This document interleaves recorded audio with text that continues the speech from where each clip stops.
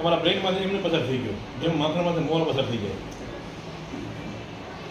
પ્રભાવ આવ્યો અને મારું માથું તણાણું, મને ટેન્શન આવ્યું, યા મારા મને ગડબડ થઈ, તો હજી મારું વિચારનું સાધન મને પ્રોપર કામ કરતું નથી. બસ આટલી સીધી સમજવાની વાત.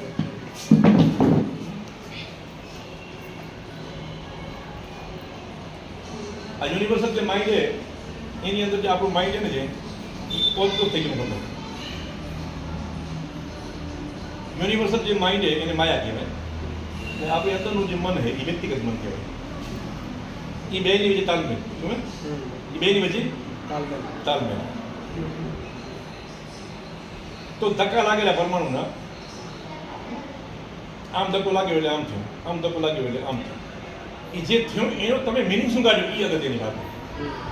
હવે તમે જે મિનિંગ કાઢ્યો એ મિનિંગનો કોઈ મતલબ છે કે નથી? કાંઈ મતલબ નથી. યુનિવર્સલ માઇન્ડ માટે રામ બોલો કે ગધેડો બોલો બે સેમ જ છે. શું ન તો એના માટે કોઈ રામનો મતલબ હે, ન તો એના માટે કોઈ ગધેડાનો મતલબ હે. બે એક જ ઉપદ્રવ વાળા હે. જેટલી ખરેલ કરેલો રામ શબ્દ ખરેલ કરેલો યુનિવર્સલમાં એટલો જ ગધેડો ખરેલ કરેલો. આપણે ખાલી કીધું કે રામ આપણે ગધેડો ખરા, આપણે એની ઉપર સ્ટેમ્પ માર્યો. યુનિવર્સલ માઇન્ડને ખબર છે કે રામ કોણ છે, એનો મતલબ શું થાય. આપણે માનીએ કે રામ એટલે ભગવાન અને ગધેડો એટલે ગધેડો, આપણે એને એ કરીએ, બાકી કશું છે જ નહીં એમ.